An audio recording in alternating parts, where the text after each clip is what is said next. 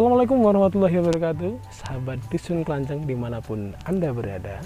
Perkenalkan, saya Budi Sulaiman, sering dipanggil Budi Bombastis, jarang dipanggil sayang. Oke, sebelumnya perkenalkan, saya Budi Bombastis sebagai seorang petani lebah trigona atau lebah kelanceng pemula. Saya di 2 tahun ini belajar bersama guru saya, Mas Imam Prayodi. Mungkin teman-teman sudah tahu channel YouTube-nya itu Omah Kelanceng. Kebetulan 2 tahun ini saya belajar di sana terkait budidaya lebah kelanceng atau lebah trigona. Seperti kita ketahui, 3 tahun belakang ini budidaya lebah kelanceng atau lebah trigona ini cukup diminati oleh masyarakat. Mulai dari anak muda hingga orang tua yang mungkin sudah memasuki masa pensiun, mereka berbondong-bondong untuk belajar budidaya lebah kelanceng atau lebah trigona. Lalu, apakah sebenarnya bertani atau beternak lebah trigona ini menguntungkan?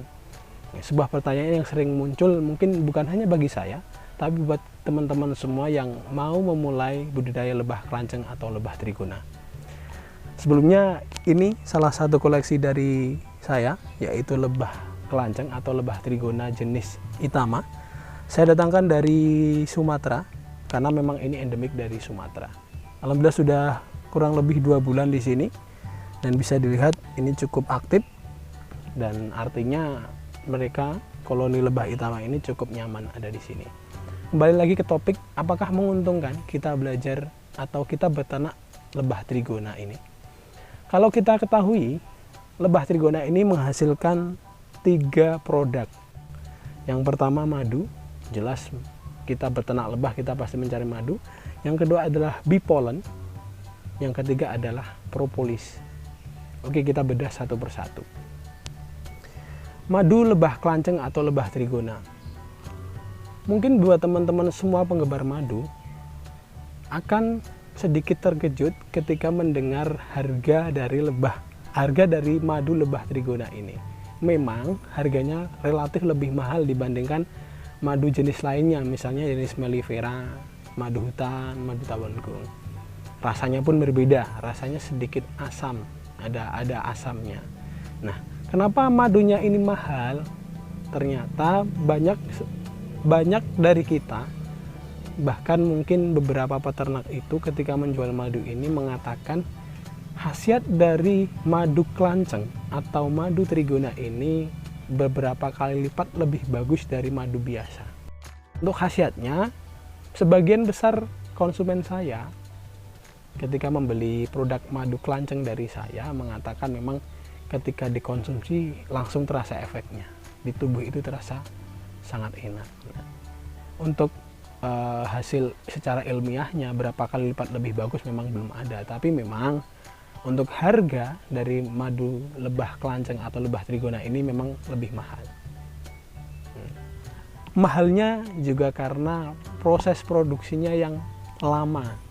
Untuk jenis Itama ini dalam 3 bulan dia bisa menghasilkan sekitar 1 kg madu. Untuk jenis Levisep yang lebih kecil, dalam 6 bulan dia baru bisa menghasilkan 100-200 gram madu sesuai dengan vegetasinya. Lalu menjadi sebuah hal yang lumrah ketika madu ini harganya lebih mahal. Selain khasiatnya yang bagus, ternyata proses produksinya juga lama. Yang kedua, terkait bee pollen. Teman-teman sudah tahu apa itu bee pollen? Bee pollen ini kalau di dalam kantongnya madu atau kantong bee pollen ya, yang kita sebut dengan propolis. Jadi propolis itu adalah kantong madu atau kantong bee pollen, wadahnya. Nah, bee pollen ini warnanya kuning, bentuknya serbuk, rasanya asam. Ini diambil dari bunga-bunga, itulah bee pollen. Bee pollen ini juga merupakan salah satu produk dari madu, merupakan salah satu produk dari lebah kelanceng atau lebah trigona. Khasiat dari bee pollen juga sangat baik. Ini sudah dibahas dalam beberapa jurnal atau riset bahwa khasiat dari bee pollen itu sangat baik bagi kesehatan. Harga bee pollen ini kalau di tempat kami harganya lebih mahal dibandingkan madu. Berarti memang khasiatnya bagus, harganya juga bagus. Yang terakhir adalah propolis, teman-teman. Propolis sendiri seperti yang saya sampaikan tadi adalah wadah dari madu atau wadah dari bee pollen. Warnanya coklat tua biasanya untuk untuk propolis ini. Kalau kita sering mendengar propolis ini sering dijual dalam bentuk yang kecil tapi harganya mahal. Nah, kalau kita sudah bisa mengekstrak propolis ini, maka memang harganya di antara 3 produk tadi yang paling mahal adalah propolis. Jadi, kalau kita bertanya apakah menguntungkan kalau kita berternak lebah kelanceng atau lebah trigona ini, tentunya kalau kita bisa menghasilkan 3 produk tadi dengan maksimal, madu, bee pollen, dan propolis dengan maksimal, maka ini akan sangat menguntungkan. Itu sudah mulai tertarik untuk budidaya ini. Saya sendiri baru memelihara 2 jenis, yaitu jenis Itama dan jenis Levisep. Jenis Levisep ini banyak ditemui di sekitar tempat tinggal saya. Saya kebetulan di Purworejo juga, di Jawa Tengah. Beberapa saya temui koloni Levisep itu ada di usuk yang masih terbuat dari bambu, di kayu-kayu yang mati, ada juga di jendela-jendela atau di tembok itu ada jenis Levisep. Lalu apabila saya memaksimalkan ini, apabila teman-teman mau belajar budidaya ini dan mulai bertani atau beternak kelanceng ini, maka menurut saya pribadi ini sangat menguntungkan. Menguntungkannya apa? Dari 3 produk tadi sangat bernilai ekonomi tinggi. Selain itu, saran dari saya, apabila kita mau budidaya lebah trigona ini, kita padukan dengan tanaman yang berbunga tentunya. Kalau di tempat kami ada kelapa dan pisang. Saya padukan dengan pisang agar proses dari penyerbukan pisang ini bisa maksimal dengan bantuan lebah, dan madu dari tanaman pisang tadi, bunga pisang tadi, bisa menjadi makanan dari lebah ini. Jadi ketika kita memadukan antara lebah dengan tumbuhan atau bunga, maka kita akan mendapatkan hasil yang maksimal dari tanaman itu sendiri dan dari lebah itu sendiri. Teman-teman bisa untuk mulai memikirkan mau dipadukan dengan apa, mungkin dengan kopi, mungkin dengan pepaya atau lainnya. Tapi kita perlu garis bawahi, ketika kita memadukan lebah ini dengan tanaman, maka kita perlu menghindari penggunaan pestisida. Selagi kita perlu menghindari penggunaan pestisida. Kenapa?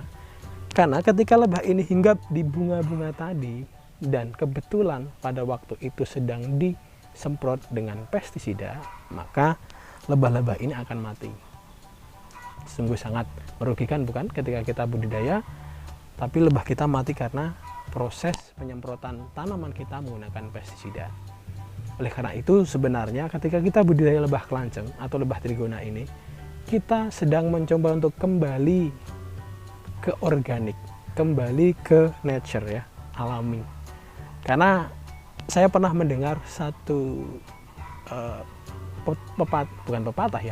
petuah dari seorang pembicara waktu itu di acara apa saya agak lupa, bahwasanya indikator kebersihan lingkungan itu ada 3, ada kunang-kunang, ada capung, dan ada lebah. Nah, lebah ini merupakan salah satu indikator kebersihan lingkungan kita. Kalau masih ditemui lebah, masih ditemui capung, ditemui kunang-kunang, maka lingkungan kita itu masih bersih atau masih bagus.